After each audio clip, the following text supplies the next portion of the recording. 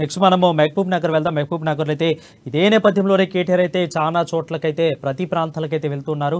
Inaugurations కానీ కొన్ని openings కానీ అదేవిధంగా కొన్ని శంకుస్థాపనలు అయితే చేస్తూ ఉన్నారు. సో నేపథ్యంలోనే షాద్ నగర్లో పర్యటనలో మంత్రి కేటీఆర్కి అయితే పూర్తిగా నిరసన సగాన్ని అయితే వ్యక్తమవుతోంది. అయితే బహిరంగ సభలో మంత్రి కేటీఆర్ ప్రసంగాన్ని అంగన్వాడీలు అయితే అడ్డుకున్నారు. పూర్తిగా తమ న్యాయమైన డిమాండ్లను అయితే పరిష్కరించాలి, ఎన్నిసార్లు మొరపెట్టుకున్నా కానీ మీరు ఎందుకు స్పందించడం లేదని అయితే వాళ్ళు గట్టిగా అక్కడ అడ్డుకున్న పరిస్థితి మనకు కనిపిస్తోంది. మీద పూర్తి అప్డేట్స్ మా ప్రతినిధి ప్రదీప్ అందిస్తారు. ప్రదీప్, చెప్పండి. వరుణ్, ఈరోజు రంగారెడ్డి జిల్లా షాద్నగర్ లో ఐటీ శాఖ మంత్రి కేటీఆర్ 200 కోట్ల వ్యయంతో అభివృద్ధి కార్యక్రమాలకు ప్రారంభోత్సవాలు చేశారు. అయితే ఈ నేపథ్యంలోనే షాద్నగర్ లో పలు కూడళ్లలో శంకుస్థాపనలు ప్రారంభోత్సవాలు చేసిన నేపథ్యంలో బహిరంగ సభకు వచ్చారు. అయితే అక్కడ అంగన్వాడీలు మరియు ఆశా కార్యకర్తలు కేసీఆర్ ను అడ్డుకునే ప్రయత్నం చేశారు. అయితే అది కుదరకపోవడంతో సభ ద్వారా కేటీఆర్ మాట్లాడుతుండగా అడ్డుకునే ప్రయత్నం అయితే చేశారు. అయితే తమ న్యాయమైన డిమాండ్లను ఏదైతే ప్రభుత్వం వెంటనే న్యాయం చేయాలంటూ, న్యాయమైన డిమాండ్లను పరిష్కరించాలంటూ అయితే గత 11 రోజులుగా ఆశా కార్యకర్తలమైన మేము దాదాపు తెలంగాణ రాష్ట్ర వ్యాప్తంగా నిరసనలు తర్వాత ధర్నాలు చేస్తుంటే కూడా ప్రభుత్వం పట్టించుకోవడం లేదంటూ కూడా వాళ్ళు సభలోనే నిరసన వ్యక్తం చేశారు.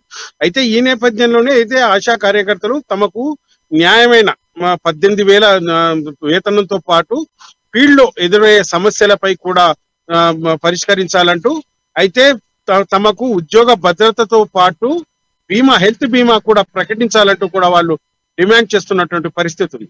అయితే ఇది చాలా కాలంగా మేము ప్రభుత్వం దృష్టికి తీసుకొచ్చిన అప్పుడు ఇప్పుడు అంటే తాత్సారం చేశారే తప్ప తమ సమస్యలు పరిష్కరించలేదంటూ కూడా వాళ్ళు వాపోతున్నటువంటి పరిస్థితి ఉంది.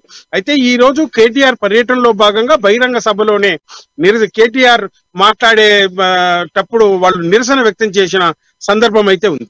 అయితే కేటీఆర్ అవేమీ పట్టించుకోకుండా తన ప్రసంగాన్ని కొనసాగిస్తుండగా కూడా వాళ్ళు నినాదాలు చేశారు. తమ న్యాయమైన డిమాండ్లు పరిష్కరించాలంటూ, లేకుంటే తాము ధర్నాలు తర్వాత నిరసనలు చేస్తామంటూ కూడా వాళ్ళు డిమాండ్ చేస్తున్నటువంటి పరిస్థితి అయితే ఉంది. అయితే గత కొంతకాలంగా ప్రభుత్వం దృష్టికి తమ సమస్యలపై తెచ్చినా కానీ ఎటువంటి అధికారులు కానీ ఇటు రాజకీయ నాయకులు ఇక్కడ ప్రభుత్వం కూడా పట్టించుకోవడం లేదంటూ కూడా ఆవేదన వ్యక్తం చేస్తున్నటువంటి పరిస్థితి అయితే ఉంది. ఎక్కడికక్కడ రాజకీయ నాయకులతో పాటు అధికారులను కూడా అడ్డుకునే పరిస్థితి అయితే ఉంది. ఆశా కార్యకర్తలు తమ న్యాయమైన డిమాండ్లు పరిష్కరించే వరకు కూడా తమ నిరసనలు ధర్నాలు కొనసాగిస్తామని కూడా చెప్తున్నారు. ప్రదీప్, ఎక్కువగా చూసుకున్నట్లయితే ఆర్టీసీ కార్మికులకు కానీ అదేవిధంగా సింగరేణి కార్మికులకు కూడా కొంత డిఏలు కానీ వాళ్ళకి కొంత సంతృప్తి చేశారు, ఎందుకంటే ఆర్టీసీ కార్మికులు బాగా వర్క్ చేస్తున్నారు. సో ఈ నేపథ్యంలో చూసుకున్నట్లయితే ఎందుకు ఇన్ని రోజుల నుంచి చేస్తున్నా కానీ అంగన్వాడీలకి అదేవిధంగా ఆశా వర్కర్లకి ప్రభుత్వం ఎందుకు వాళ్ళ మీద స్పందించలేకపోతుంది? ఒక జీవో కాకపోయినా కానీ ఒక రకంగా మేము ఇప్పుడు కాకపోయినా తర్వాత చేస్తాం ఎలక్షన్ తర్వాత, ఎందుకు అసలు పూర్తిగా స్పందించడం లేదు వాళ్ళ మీద? వాళ్ళ పట్ల ఎందుకు అంత కక్షపూర్తిగా వ్యవహరిస్తుంది అనుకోవచ్చా? అయితే గత ప్రభుత్వాల్లో కూడా ఇప్పుడు చెల్లిస్తున్న ఏదైతే 6,000 వేతనం కూడా ఇవ్వలేదని, తమ ప్రభుత్వం వచ్చిన తర్వాతనే 6,000 వేతనంతో పాటు పలు సౌకర్యాలు కల్పించామంటూ ఒకవైపు ప్రభుత్వం చెప్తున్నా కానీ, అయితే నేటి నిత్యావసర సరుకుల ధరలు పెరిగిన దృష్ట్యా తమకు వాళ్ళు ఇచ్చే 6,000 జీతం చాలదని లేదంటూ తమ కుటుంబాలు రోడ్డున పడే పరిస్థితికి వచ్చాయంటూ కూడా వాళ్ళు వ్యక్తం చేస్తున్నటువంటి పరిస్థితి. అయితే ఒకవైపు ప్రభుత్వం తమతో వెట్టి చాకిరీ చేయిస్తుందని కూడా వాళ్ళు డిమాండ్ వాపోతున్నటువంటి పరిస్థితి అయితే ఉంది. అయితే ఈ నేపథ్యంలోనే తమకు 18,000 గౌరవ వేతనంతో పాటు హెల్త్ బీమా, తర్వాత పెన్షన్ సౌకర్యము, తర్వాత రిటైర్మెంట్ కు 5 లక్షలు చెల్లించాలంటూ కూడా వాళ్ళు డిమాండ్ చేస్తున్నటువంటి పరిస్థితి ఉంది. అయితే 11 రోజులుగా ఉమ్మడి పాలమూరు జిల్లా వ్యాప్తంగా నిరసనలు ధర్నాలు చేస్తున్నప్పటికీ అధికారులు కానీ రాజకీయ నాయకులు కానీ ఇటు ప్రభుత్వం కానీ పట్టించుకోకపోవడంతో వాళ్ళు తీవ్ర ఆగ్రహం వ్యక్తం చేస్తున్నటువంటి పరిస్థితి అయితే ఉంది.